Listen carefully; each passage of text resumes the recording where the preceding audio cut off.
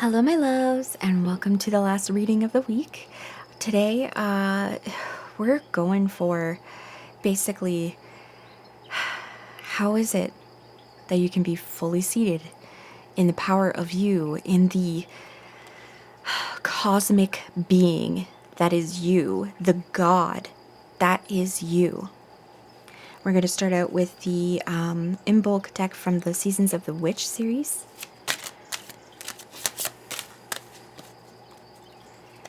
How are we starting out with this? How are we moving forward into our throne spirit, our highest selves, our deities, our guides, our ancestors, our angels? Amethyst, go where your spirit dwells, where your sight is clear and your breath is liberated. Ugh, so perfect. This is so perfect. This is giving me that, we see her in this white dress, creamy kind of colored. This is the purest sense of the self. This wolf or fox here feels like part of the spirit that she is still tapped into. You notice that her eyes are closed, that she is holding onto the amethyst in her heart, and also has her hand around her solar plexus and sacral chakras as well. This is somebody who is bringing in the spirit of her. We see this floating candle as well, the spirit self of her here into this physical body. She has made herself pure. She has done this ritual to call in everything that she is, everything that maybe she didn't necessarily want to be. But there comes a point, I find, in life where you have to actually accept that you are who you are, and there is no one else you can be. As much as society will try to get you to fit in, at least to a certain degree. Obviously, families and cultures are more or less accepting of who it is that people are more or less wanting for everybody to be sort of very much themselves, very individual, but also this individual sparkle, this individual facet on the entirety that is the crystal of community, of an entire group of people.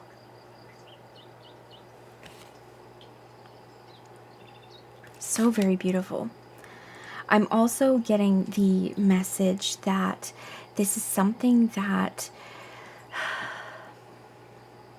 meditation at nighttime. And if you do have an amethyst around you, if not, totally fine. If you do have some amethyst with you, go get it out. Where's mine? Right here. Get it out, tap into that energy of it, because amethyst is tapped into the crown chakra, right?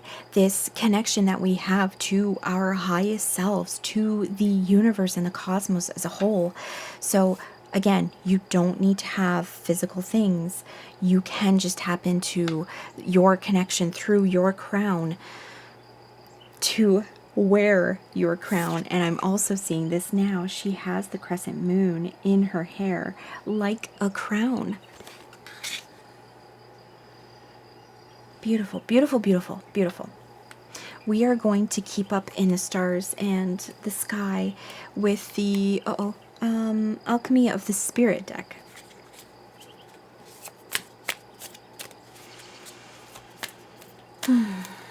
What else should we know about, or how else can you guide us to be able to sit fully in our power? Oh, I think I got sidetracked on a tangent. Meditating at nighttime, because we have the moon here, and for me this is still the dark half of the year. It's February. I know that it is summer in the southern half of the world, But this is also a very hot period of the summer, 11:44 as I speak. This is a very hot period of the summer. This is a period of time where we need to go within, right? Self-reflection.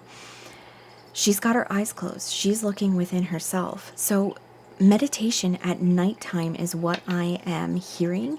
If you can, if it's winter for you, get to a window that faces towards the moon so that you can do this beneath the light of the moon. If you are in the southern hemisphere, get outside if you can, if it's not too mosquito-y, and sit under those moons. Sit under that light of the moon and the stars, and let yourself be filled with the cosmos that is living within you, the cosmos that is already you, so that you can embody the cosmos that is you and be fully sort of aligned and seated on your throne of you. You are the throne.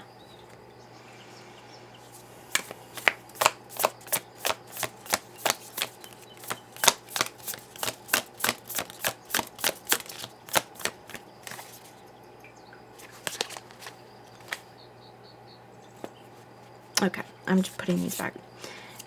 Nope. The tigress. Look at that crown. Look at this majestic being. A tiger is never going to be anything other than exactly what a tiger is.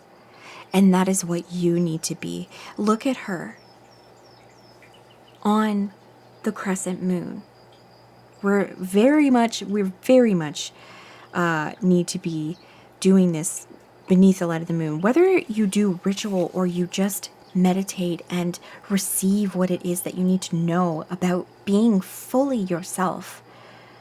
And I'm seeing with the wheat here, being fully ourselves is such an abundant state to be in.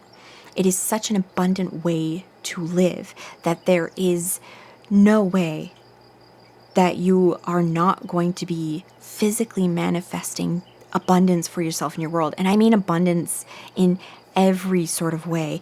Abundance of love, which is arguably the most freaking important thing. An abundance of wealth, of course, because wealth is an exchange of love. People don't do the things that they do because they don't care about the people that they love and their communities and even themselves. Wealth exchange is, and we're not talking about billionaires here, okay? We're not talking about capitalism. We are talking about the exchange of labor of love. I want to survive, but I want to do more than survive. I want to thrive. I want to feel like a king, a queen, someone royal, a monarch in my life. I want to feel like the monarch of my life. And I want to be fully seated within who it is that I am, with my stripes that are unique to me. And I'm looking up into the stars, into the clouds, into the cosmos, and I am pulling that into myself.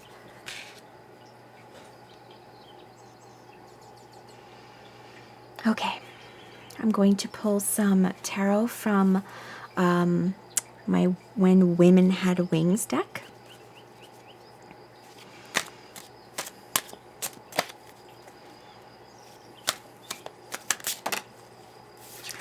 Before I read this card, I'm hearing here too the way that we sort of like sweeten up the reality of being who we are, who I am, who you are. The way that you sweeten that up for yourself is understand that with that unique stripe pattern that you have as this majestic tiger, you are a work of art that is so striking and stunning all to yourself. And like a work of art, You are not meant for everyone. But if you can be fully seated in who it is that you are, in your power, in the things that call to your very soul, you get to be sovereign. No, nothing else can come and harm you, because you have you in the fullest sense that you are supposed to be.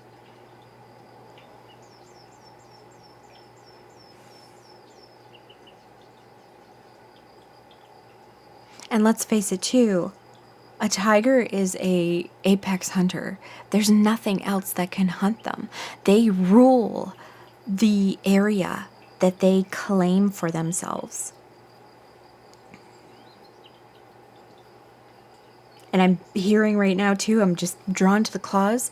It is time for you to be making your mark in this life. So the card that, make your mark, Knight of Swords, and the stinking moon again. And by stinking, I mean I love the moon, okay? Praise the moon, always. Hail to the moon. The Knight of Swords, we're coming in with our sword.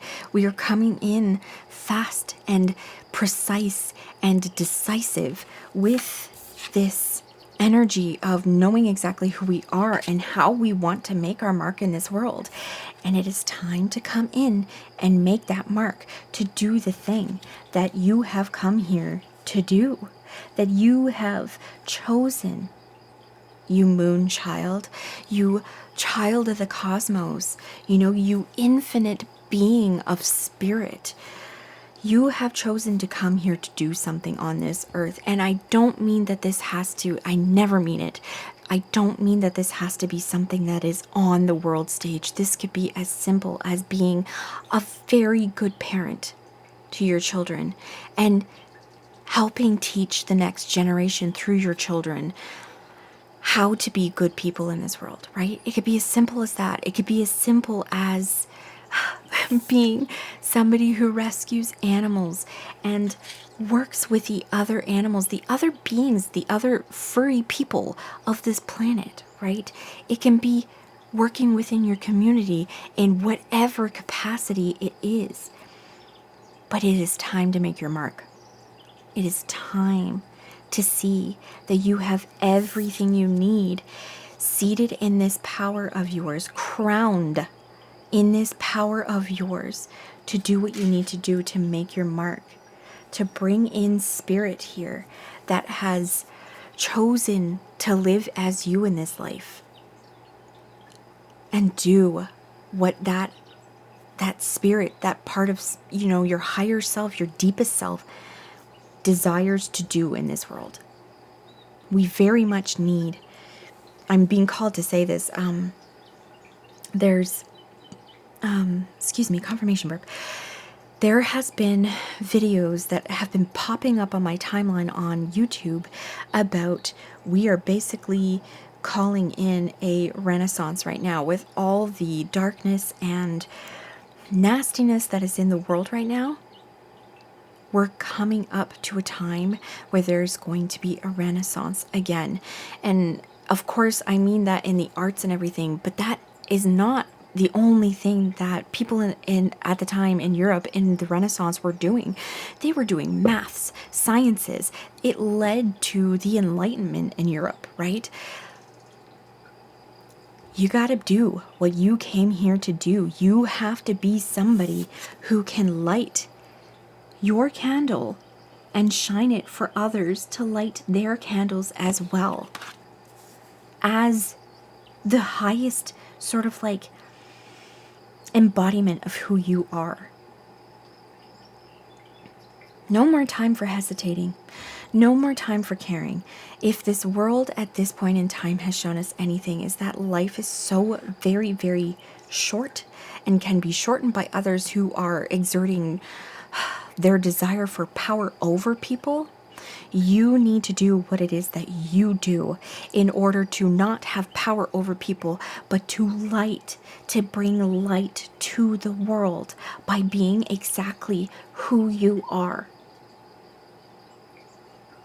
And with all this moon imagery, it's very much this is magic. This is the highest magic. Okay, hello. This is the highest magic that we are called to do in our life, and that is to be the highest version of ourselves, to be the most embodied of our spirit and of the cosmos and of the universe, of this planet Earth, that we can be in this life. You're being called to take action.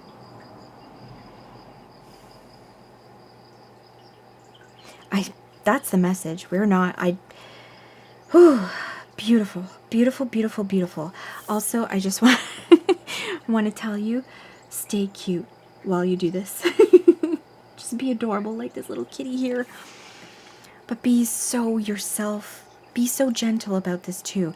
This doesn't have to be a burden to be yourself. This doesn't have to be